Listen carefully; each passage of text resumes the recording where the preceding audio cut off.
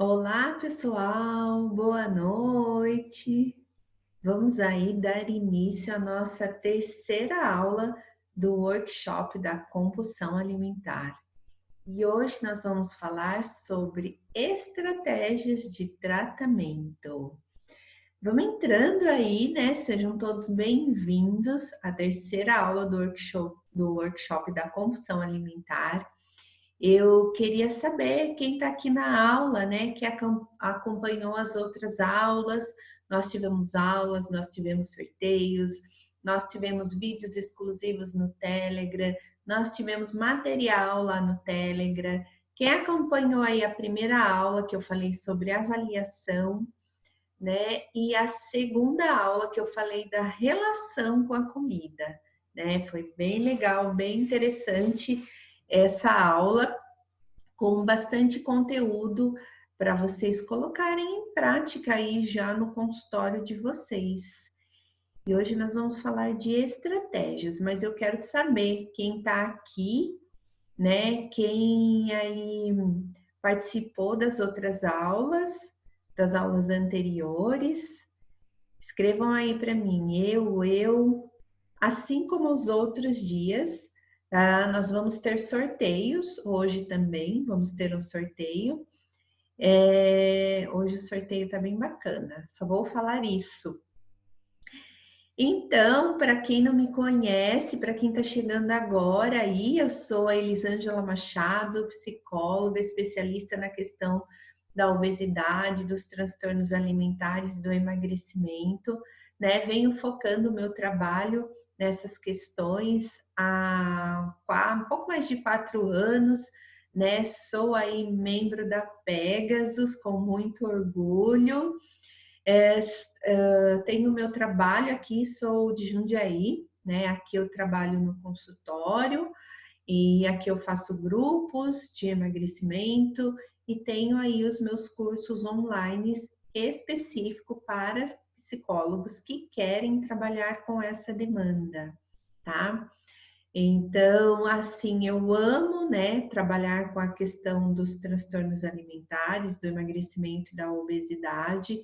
É uma dificuldade que eu tive também desde a adolescência e eu sempre, desde a faculdade, tinha muito interesse em trabalhar, né, com a obesidade e os transtornos alimentares.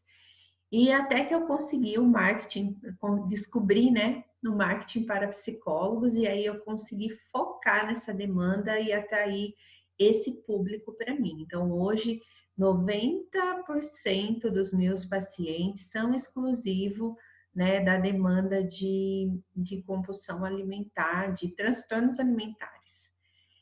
E nos meus cursos, nas minhas aulas que eu faço, eu trago muito da minha experiência, né? De tudo que eu estudei e da minha experiência aí atuando no consultório, atuando nos grupos de emagrecimento. A questão dos transtornos alimentares, ela envolve uma demanda, né? Ela traz para o consultório uma demanda de vários itens ali que a gente tem que dar conta. E isso é, assim, realmente algo que traz insegurança, muitas vezes, para o paciente, para o psicólogo no setting terapêutico. Então, amanhã é o webinário, né? Se você não se inscreveu, se inscreva para o webinário de amanhã, onde eu vou falar dessas demandas, né? Que olhar que a gente tem, né? O que tem, que tudo que vem, né?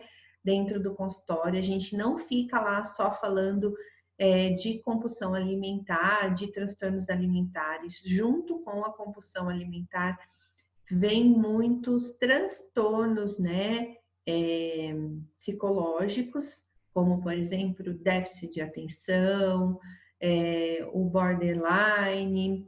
Então, tenhamos que estar preparados, né, para lidar com esses transtornos também. Então, amanhã eu vou falar das diversas demandas aí que vem junto com essa questão da compulsão alimentar, certo? E eu queria convidar vocês para vir para o meu canal do Telegram. Quem não está ainda, né, gente? Porque eu falei bastante aí durante as aulas, e quem ainda não está no meu canal do Telegram, vocês estão perdendo, gente. Tem que dizer que vocês estão perdendo, porque lá vocês estão tendo vídeos com conteúdos exclusivos, todo o material que eu estou disponibilizando aqui, que eu estou usando aqui durante o workshop, né, os slides, o material, a gente coloca enquete. O canal do Telegram, ele é só um canal onde eu vou colocando conteúdo para vocês, não é grupo. Então venha para o canal, tá bem interessante, tá bem gostoso de ficar lá com vocês, dividir todo esse trabalho aqui com vocês. Tá bom? Então, estou esperando vocês lá no Telegram. Gente, vamos começar a aula de hoje que tá com conteúdo super bacana.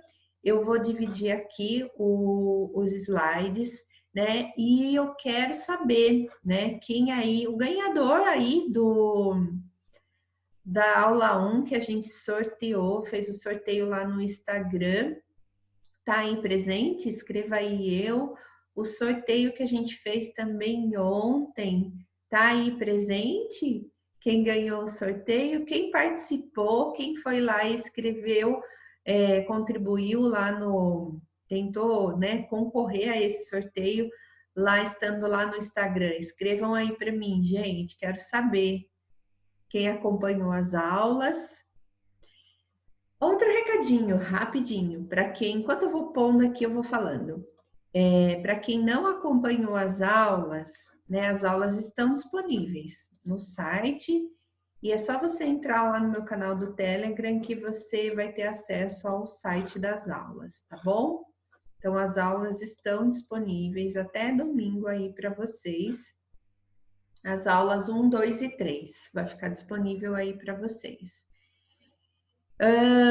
Vamos lá falar então de estratégia de tratamento. Vamos lá. Aqui já falei para vocês quem sou eu, né? Quando a gente fala dos transtornos alimentares, especificamente da compulsão alimentar, a gente sempre tem que ter em mente, né? Tratamento sempre tem que ser multidisciplinar, né? E eu ainda reforço com as minhas alunas. Gente, não aceite ficar trabalhando com o paciente se ele não aceita ir para o psiquiatra e posteriormente com a nutricionista. Fica uma demanda, uma carga muito alta em cima do psicólogo, né, a qual o paciente não vai conseguir dar conta sem ali a ajuda de medicação, tá? Então é necessário, quando a gente fala em tratamento, equipe multidisciplinar e o médico psiquiatra é sim o mais indicado. Então a gente sempre está no mínimo ali com psiquiatra, psicólogo e nutricionista. Os profissionais devem entender de transtornos alimentares. Isso é fundamental. A gente mandar para uma nutricionista que entenda de transtorno alimentar, para um médico psiquiatra que entenda do transtorno alimentar também. O paciente precisa conseguir, né, caminhar e sentir que ele é capaz. Muitas vezes o que acontece na questão da impulsividade, quando a gente fala em compulsão alimentar, quando a gente fala em transtorno alimentar, há muita impulsividade, né? Por isso o paciente não consegue trabalhar ali, caminhar, né, para o objetivo dele de perder peso ou de parar com as crises de compulsão. Então, para isso que é necessário a medicação. E a medicação ajuda muito no processo terapêutico, porque o paciente consegue ali entender, sentir, né, que ele é capaz e que ele não vai entrar de novo no looping de tentativas fracassadas. Então, a medicação dá estrutura para o paciente que quer sim trabalhar, se desenvolver, melhorar, né, parar de ter compulsões alimentares. Ela dá estrutura para o paciente. Ele tem mais estrutura no setting terapêutico, consequentemente, a gente consegue caminhar mais com esse paciente e esse paciente começa a sentir que ele é capaz sim.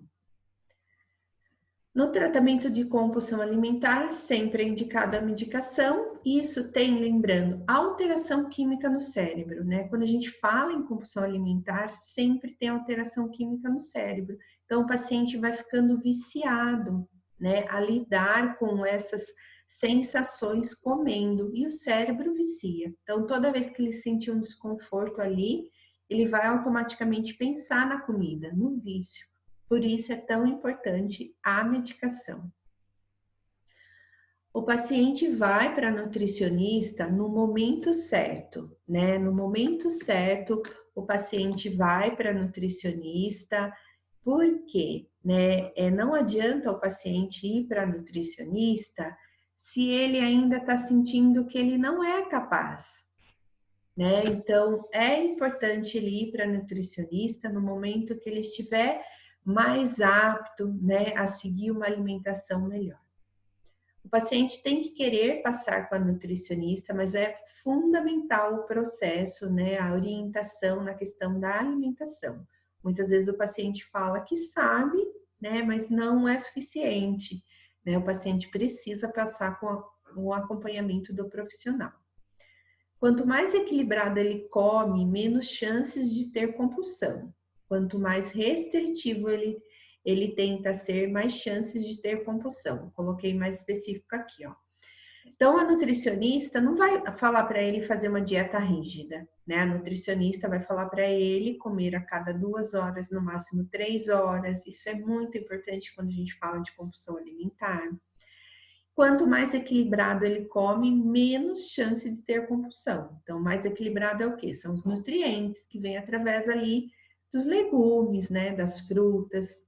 Quanto mais restritivos ele tentar, mais chance de ter compulsão. Por quê? Aumenta a ansiedade dele. Quanto mais longo esse intervalo, mais ansioso ele vai ficando. Seja por rotinas da vida, seja pela sensação de fome, seja pela preocupação em perder o controle, seja por querer comer mesmo. Então, a chance dele ter uma crise de compulsão no intervalo maior sem comer é muito grande. Então, é muito importante que o paciente coma a cada 2 horas. No primeiro momento, o tratamento deve ser focado no comportamento, então, nas estratégias ali para a gente conseguir ajudar esse paciente até ele sentir que ele é capaz, sim, de ter esse controle, de lidar com essas impulsividades. Nas estratégias de respiração, conscientização da sua ansiedade e como lidar com ela, né? Então, nosso foco tem que ser na respiração, conscientização da sua ansiedade, como lidar com essa ansiedade, né? É o foco do trabalho, é entender essa ansiedade aí, a primeiro momento. Nas estratégias para trabalhar com a relação com a comida. Lembra que a gente falou na relação com a comida? O paciente tem que estar capacitado para trabalhar aí as estratégias de ansiedade. Certo, gente? A ansiedade está sempre ligado ali com as questões da compulsão alimentar, dos transtornos alimentares. Perceber o que acontece comigo e sair do piloto automático. Eu sempre falo isso, o paciente precisa perceber o que aconteceu com ele e sair do piloto automático. Às vezes nos sentimos perdidos diante da demanda, o emocional envolvido no passado e o comportamento atual desequilibrado. Então, o que eu falo? Que muitas vezes nós, psicólogos, né, sentimos ali perdidos diante da demanda, tanto a demanda, toda a demanda que vem com o paciente, seja porque estou muito acima do peso, eu nunca consegui perder peso, preciso emagrecer, você é minha última opção, né? Não consigo ter controle com a comida, como demais, a minha família fala do meu corpo, eu já não saio mais de casa, as minhas relações sociais são ruins, né? Tenho os meus traumas da infância, sou muito ansiosa, não posso nem lembrar o que aconteceu comigo no passado. Tudo isso vem de demanda, né? Vou fazer atividade física, mas eu não gosto, eu não consigo. Então, tudo isso vem de demanda, né, para o consultório e a gente fica perdido entre trabalhar essas questões comportamentais e as questões emocionais mais profundas. E aí, eu vou mostrar aqui para vocês um gráficozinho, desenho que eu fiz, que é importante a gente sempre pensar, né? Estratégias comportamentais é a ponta do iceberg, né? Então lá a gente trabalha relação com a comida, ansiedade, pensamentos distorcidos, alimentação saudável, motivação para fazer atividade física, né? E ao caminhar da terapia, né, onde o paciente vai se sentindo mais seguro, mais confortável com as emoções dele, autoestima, né? Vamos trabalhando a autoestima, a gente vai ali entrando nesses traumas, nas dores, né? Na criança abandonada, na criança ferida, na criança deixada de lado. A gente vai entrando nessas dores emocionais mais profunda. Vamos lá, que tem muito conteúdo aqui hoje para vocês. Então, aí começamos aqui a trabalhar a questão da ansiedade, né? Então, quando você está nervoso, preocupado, aqui é um exemplo de uma sessão, né? Como que eu vou começar ali a trabalhar com o paciente ansioso? Porque se você vai direto para os pensamentos, muitas vezes ele vai responder para você que ele nem consegue perceber que tipo de pensamento que ele tem. Então, eu começo a trabalhar com o paciente pelas sensações fisiológicas causadas ali pela ansiedade. Então, quando você está nervoso, preocupado ou com medo, você sente no seu corpo sensações físicas muito ruins. Né? Sensações físicas da ansiedade são a primeira pista para identificar a ansiedade. Então, o que é que eu estou sentindo? Dor de cabeça, né? Meu coração acelerado. Então, quando eu sento diante da comida, o que é que eu sinto? Coração acelerado, sinto angústia, fico preocupado, dificuldade para respirar, né? Tontura, falta de ar, aperto no peito. O que é que eu estou sentindo? Esse é o primeiro passo para o paciente começar a observar a ansiedade dele. Então, faça um X nas sensações que você sente no seu corpo, quando está nervoso, preocupado ou com medo, né? Porque é mais fácil ele perceber a ansiedade dele pelas sensações fisiológicas. Então, essa é a primeira etapa ali do protocolo para trabalhar a ansiedade com o paciente.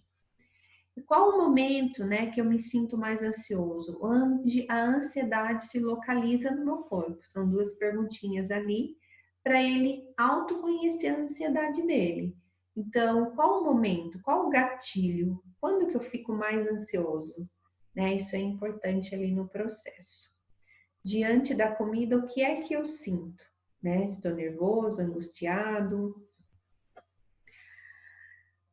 Então, o que é durante a comida ali, né? O que é que eu estou sentindo, né? Na minha relação ali com a comida, o que é que eu estou sentindo?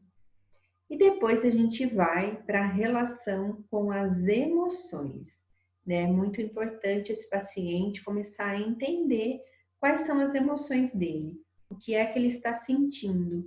Muitas vezes os pacientes são tão ansiosos, é muito difícil para eles conseguir entender o que eles estão sentindo. E às vezes eles me pedem a lista de sentimentos, porque eles não conseguem dar um nome para o que eles estão sentindo. Né? Então, para vocês verem como tudo isso é um emaranhado de emoções, eles não têm habilidade para reconhecer essas emoções, sentir e deixar lidar com elas. Então, tudo isso vira angústia, vira ansiedade e vira compulsão alimentar. Então, eu falo qual a intensidade da emoção, o que estou sentindo é tolerável, né? O ansioso sempre acha que as emoções são intoleráveis. E aí, quando a gente fala de emoções, a gente fala de emoções negativas, né? Também muito, né, rejeitada pelos ansiosos, com muita dificuldade de enfrentar essas emoções.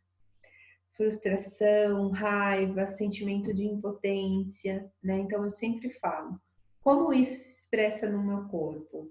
Faz parte do dia a dia da nossa vida? Eu sempre falo que as emoções fazem parte do nosso dia a dia da nossa vida. As frustrações, a raiva, a impotência, né? E como que a gente vai lidar com isso dentro do nosso corpo? Às vezes é difícil? Mas o que é ruim? Viver uma vida tentando fugir das emoções, né? Então eu sempre falo que as emoções não são intoleráveis, as emoções são desconfortáveis. E aí que eu pergunto, dá para sobreviver, dá para lidar com as emoções, né? Não dá para passar uma vida fugindo das emoções. Certo, gente? Tá fazendo sentido aí para vocês? Quero que vocês coloquem aí para mim se tá fazendo sentido para vocês o que a gente conversou até agora.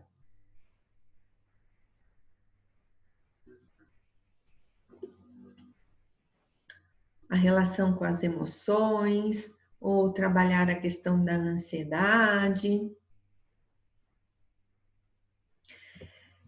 E aqui nós vamos falar então da TCC com foco, né, no sistema disfuncional de autoavaliação pessoal.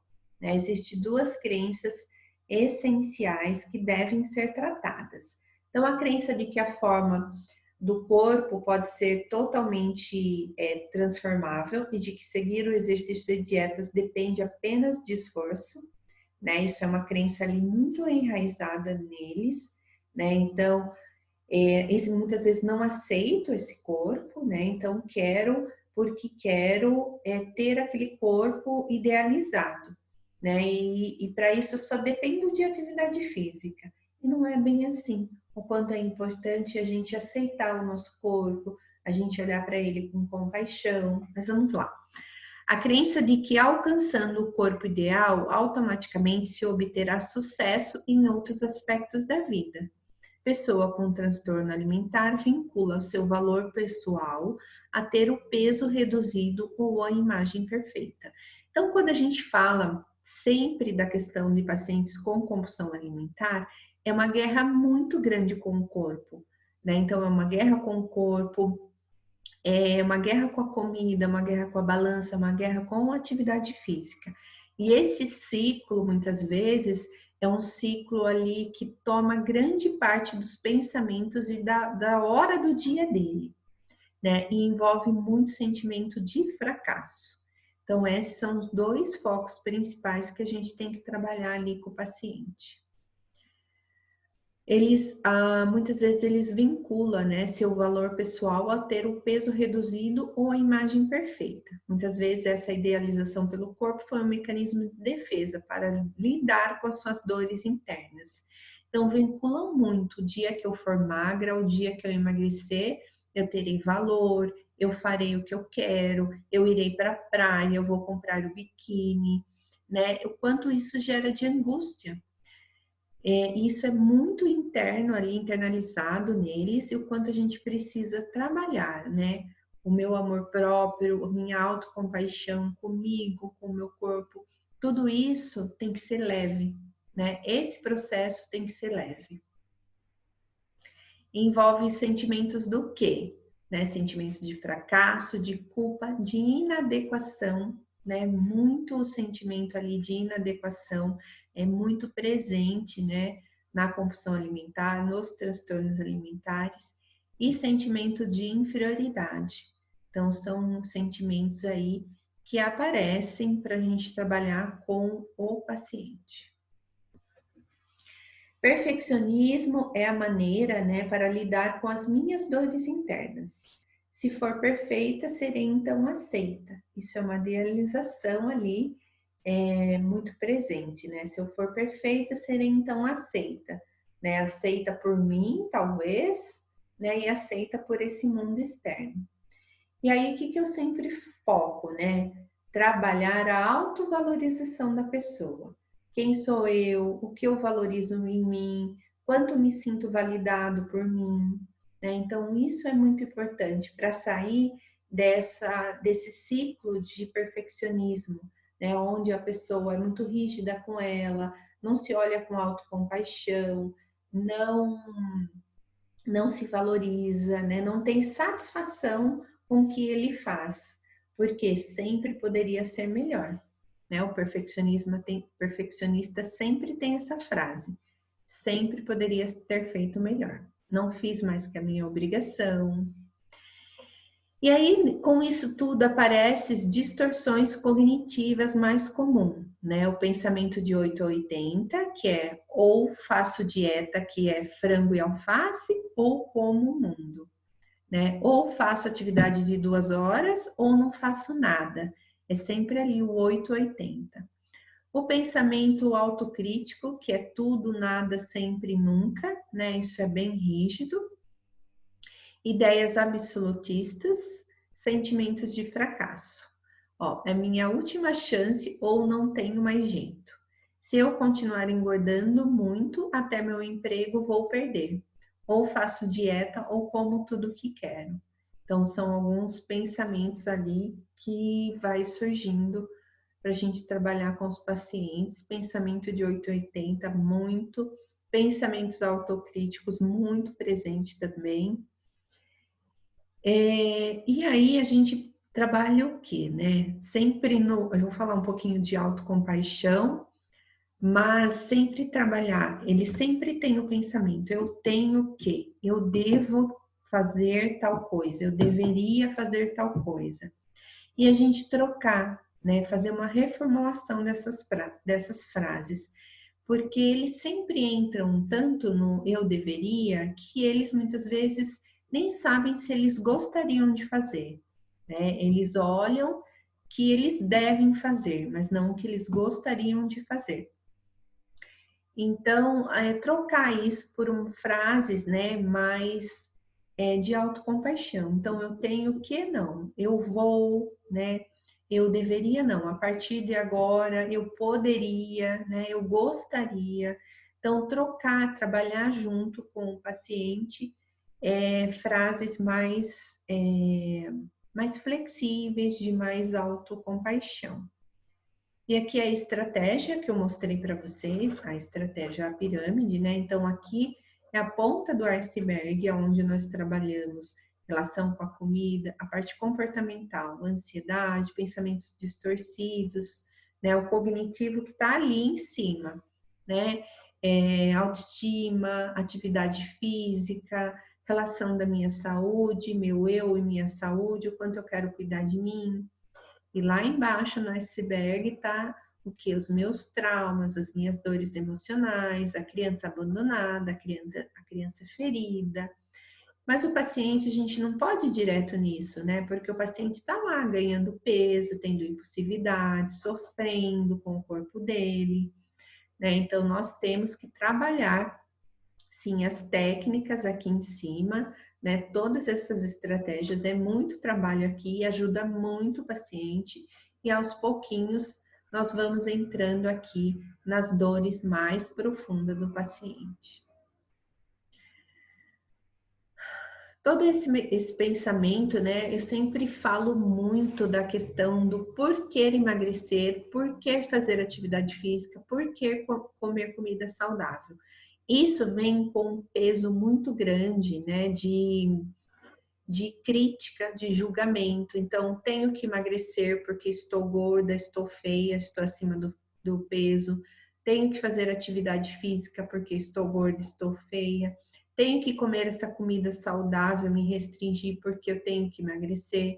Então, esse porquê, essa razão, ela tem que ser mudada, né? Atividade física, todo mundo tem que fazer. Nosso corpo é uma máquina e ele precisa ter saúde. Para ter saúde, eu preciso movimentar.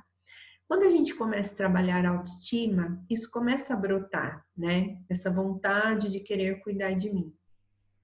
Esse emagrecer também tem que ser porque eu quero cuidar de mim, né? Eu desejo cuidar de mim. É importante eu cuidar de mim, né?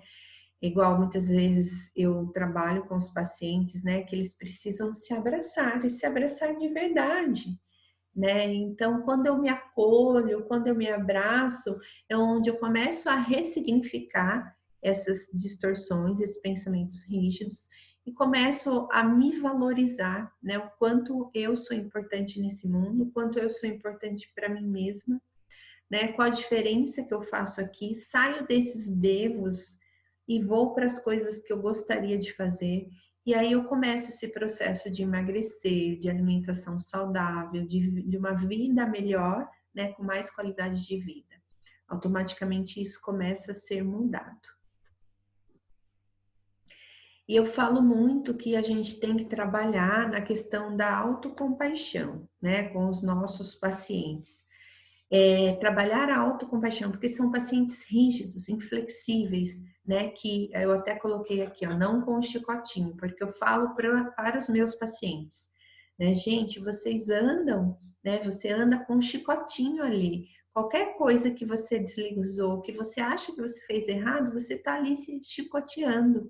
E a gente tem que olhar para a gente com um olhar de autocompaixão, de acolhimento, de amor próprio, né? Então é muito importante a gente trabalhar isso para a gente flexibilizar essas regras rígidas, né? Para esse paciente começar a olhar para ele com mais carinho, começar a ter mais satisfação nas coisas que ele faz, se reconhecer, sentir orgulho, admirar ele mesmo, né? Tudo isso a gente tem que desenvolver ali e a autocompaixão é muito importante nesse processo. Gente, diz aí para mim se vocês estão gostando, o que, que é que vocês estão achando? Vocês trabalham autocompaixão com o paciente de vocês também?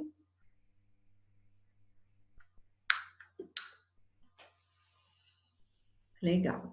Vamos lá então aqui. É uma frase que eu coloquei, né? E aí a gente reformula a frase de rígida, inflexível, de punição, de sentimento de fracasso. A gente reformula no modo autocompaixão, junto com o paciente no set terapêutico. Né? Então, aqui, senti muita culpa depois que comi o chocolate após o jantar. Não era para eu ter comido. Então, ali a paciente está se culpando, está se julgando, está se sentindo fracassada, sentindo que não tem determinação. E aí eu sempre falo, né? Tá, então vamos ali reescrever essa frase no modo autocompaixão. Sim, eu gostaria de ter evitado o chocolate ontem, mas eu ainda não consigo resistir às minhas vontades. Está tudo bem ter comido um chocolate. Já estou fazendo o meu melhor e estou aprendendo muito. Volto a dar o meu melhor na próxima refeição. Né? Não traz muito mais leveza no processo, acolhimento, né? Quando a gente fala em autocompaixão, a gente fala muito em acolher os nossos erros, as nossas falhas. Eu falo muito no set terapêutico, né? O quanto é importante nós acolhermos, aceitarmos que ser humano é vulnerável a errar e a falhar, isso faz parte da nossa natureza, e a gente tem que olhar para isso com acolhimento e não passar uma vida tentando evitar, fugir de erros e falhas. Isso não existe. Então, o meu olhar tem que ser de autocompaixão comigo mesmo. E aqui eu vou dar uma técnica sim para vocês da compulsão alimentar. Vou dar, todo mundo pede, né? Técnica da compulsão alimentar. Eu vou dar uma técnica da compulsão alimentar para vocês, mas o que eu queria falar antes, né? As técnicas, elas são apenas estratégias para ajudar o paciente a lidar com a impulsividade dele, né? É ele se sentir que ele consegue superar, né? Superar essa impulsividade, essa ansiedade. Faz parte do tratamento e não é uma ferramenta solta. Eu falo que as técnicas, ela faz parte do tratamento, né? Do setting terapêutico ali, que a gente ajuda o paciente a desenvolver algumas estratégias para ele levar para o dia a dia dele, né? Mas não é a solução do problema, né? As crises de compulsão irão diminuir quando ele se relacionar melhor com as emoções dele, quando ele se acolher mais, quando ele se valorizar mais, né? Quando ele olhar para ele com mais, quando ele saber entender a ansiedade dele, quando ele olhar para ele com mais acolhimento, quando a gente conseguir entrar mais fundo lá nas emoções dele, tudo isso vai ali fazendo diminuir a ansiedade, a compulsão, as crises de compulsão alimentar, tá? Mas existem técnicas para nos ajudar e ajudar o paciente a lidar com essa impulsividade. E essa técnica, a impulsividade da compulsão alimentar, toda a impulsividade, ela tem um pico, então ela vai subir e ela vai cair. Né? Então, essa impulsividade ali vai de 10, 20, 30, 40, 50, 100 e ela volta. 90, 80, 70, 60, 50 e vai caindo. É nesse pico, é nesse momento desse pico que tem que ser treinado e desenvolver algumas técnicas com o paciente. Então, é importante você explicar isso para ele. E aqui ele pode, nesse pico onde vai subindo, né? Antes que ele chegue lá em cima, ele pode o quê? Sair do ambiente, ligar para um amigo e conversar de outro assunto, né? Isso é uma técnica que ajuda muito. O objetivo dessa técnica é desfocar a mente. Então, sair da mente daquela obsessão, porque começa a vir o pensamento obsessivo pela comida e a vontade, né? Então, a comida começa a se repetir aqui, né? Teve uma alteração química, o cérebro está pedindo a comida, né? Teve uma alteração química no seu cérebro, ele está pedindo a comida. Então, gerou essa impulsividade e vai cair. Antes que chegue lá em cima, você pode desfocar a sua mente, né? Sair do ambiente, sair do lugar. Isso vai ajudar muito o paciente nesse pico, tá bom? Essa é uma das técnicas mais poderosas que a gente tem para trabalhar a estratégia ali com a compulsão alimentar. É importante, isso faz parte de um processo terapêutico, tá? Gente, quem quer receber todo esse material aqui, venha para o meu canal do Telegram. Estou falando para vocês durante a semana toda aí. Participem do meu canal do Telegram, né? Onde eu falo dos bastidores, onde eu disponibilizo material, onde eu coloquei vídeos exclusivos. Então, o canal tá disponível lá no meu Instagram. Para a aula de amanhã nós vamos falar, vai ser um webinar. Vou falar já do sorteio. O webinar, tem um link aqui embaixo para você se inscrever para o webinar amanhã. O webinar amanhã é em outra plataforma. Então, se inscreva para o webinar, onde eu vou falar de todas as demandas que vêm junto com a compulsão alimentar, né? Todas as demandas que vêm junto, quanto a gente tem que olhar para tudo isso, aprender sobre tudo isso e saber lidar ali, ou encaminhar, orientar, avaliar, né, essa demanda que vem junto, tudo isso é muito importante. Então, tudo isso eu vou falar na aula de amanhã, um webinar, é uma aula mais completa, uma aula maior, tá bom? E hoje eu vou falar aqui do sorteio. O post é esse, onde eu escrevi aula 3 hoje, né? Tá aí o post. E hoje eu vou sortear este livro, que é o livro que a gente falou aqui. A gente não falou de autocompaixão para trabalhar autocompaixão com o paciente? Então, eu vou sortear esse livro para vocês. Eu quero que vocês vão lá no Instagram, agora que a gente terminar a aula, escreva, marca lá o amigo, diz para mim se você gostou dessa aula ou não, e marca um amigo seu, né? Mostra para ele que você está participando aqui do workshop da compulsão alimentar, um amigo psicólogo, e eu vou sortear, finalizando aqui a aula, vou dar lá uns 30 minutos para vocês e vou sortear aí esse livro, o livro da autocompaixão. Vamos fazer ao vivo lá no Instagram, tá bom? Então, estou aguardando vocês na aula de amanhã do nosso webinar para a gente aí fechar com chave de ouro a nossa semana aí do workshop da compulsão alimentar. Espero do fundo do coração ter aí contribuído com muito conteúdo para vocês, que vocês possam levar tudo isso para o setting terapêutico de vocês. Um beijo grande e até amanhã. Tchau!